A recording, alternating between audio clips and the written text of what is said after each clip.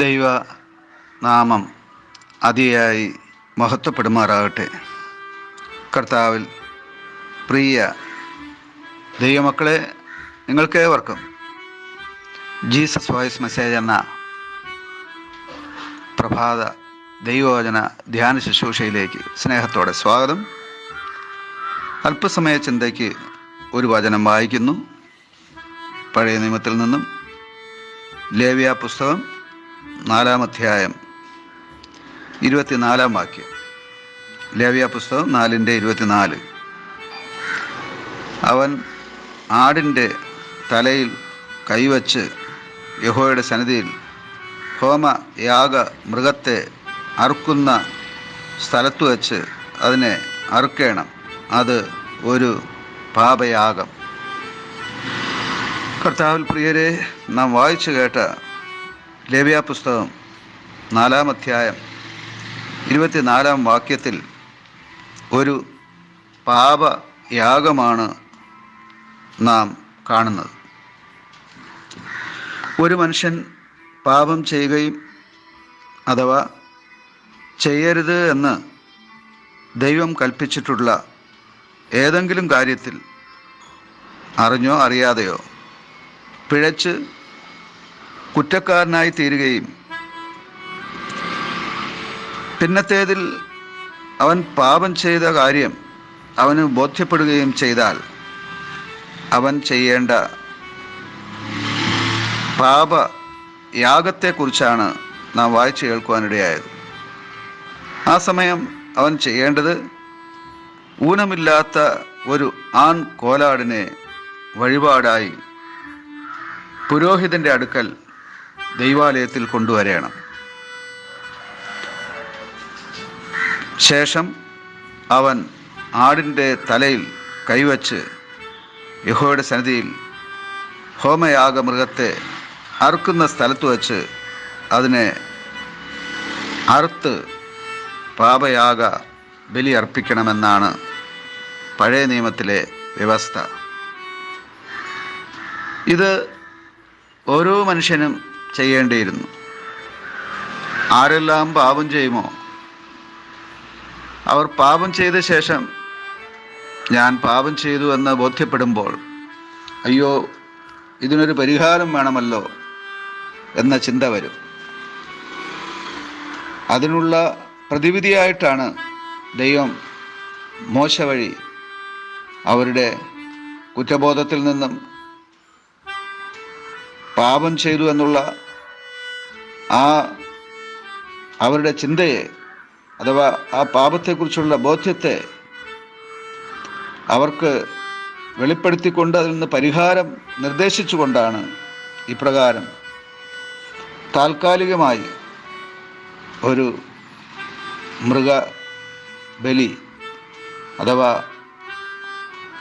പാപയാഗമായി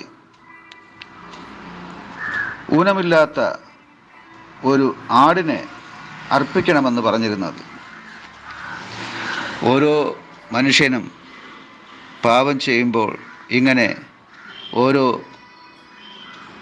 ഊനമില്ലാത്ത കുഞ്ഞാടിനെ പാപയാഗമായി അർപ്പിക്കേണ്ടിയിരുന്നു.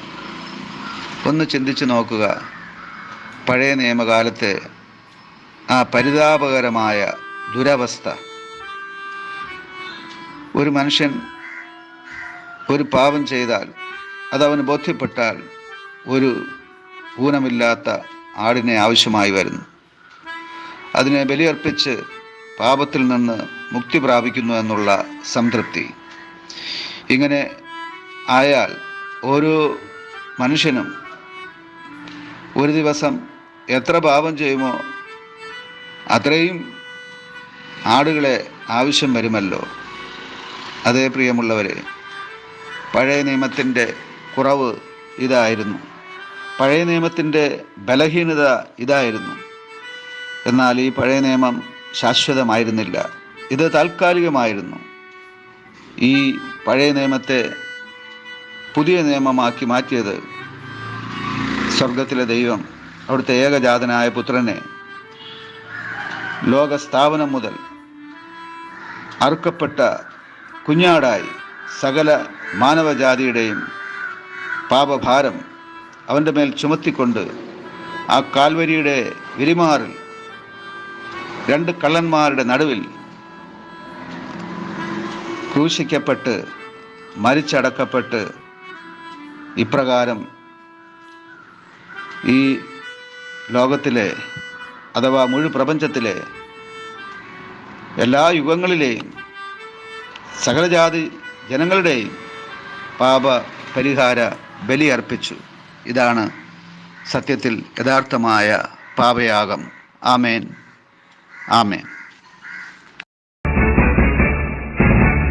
ആത്മാവിൻ ശക്തിയാൽ അനുദിനം നടത്തും യേശുവന്റെ കൂടെയുള്ളതാൽ ഇനി ക്ലേശങ്ങളിൽ എന്റെ ശരണമവൻ, ഭൂവിലേതും ഞാൻ ഭയപ്പെടില്ല.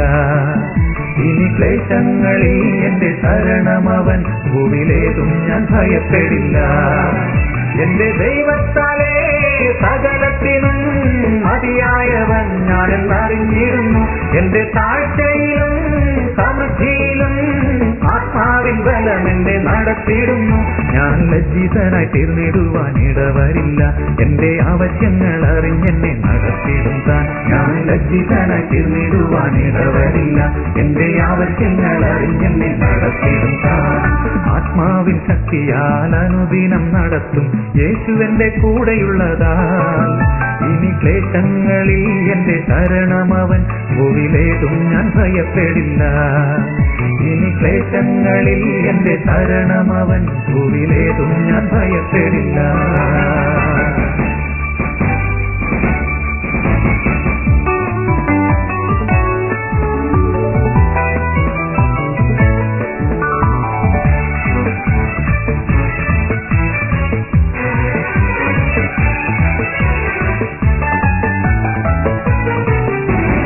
ആരാധിച്ചിടും ഞാൻ ആത്മാവിലവനെ ഏതേതു നേരത്തിലും.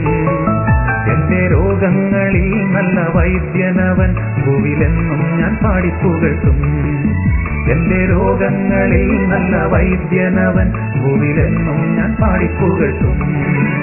എന്റെ ദൈവത്താലേ സകലത്തിനും മതിയായവൻ ഞാനെന്നറിഞ്ഞിരുന്നു. എന്റെ താഴ്ചയിലും സമൃദ്ധിയിലും ആത്മാവിൻ ബലം എന്നെ നടത്തിയിടുന്നു. ഞാൻ ലജ്ജിതനായി തീർന്നിടുവാൻ ഇടവരില്ല. എന്റെ ആവശ്യങ്ങൾ അറിഞ്ഞെന്നെ നടത്തിയിടും താൻ. ഞാൻ ലജ്ജിതനായി തീർന്നിടുവാൻ ഇടവരില്ല. എന്റെ ആവശ്യങ്ങൾ അറിഞ്ഞെന്നെ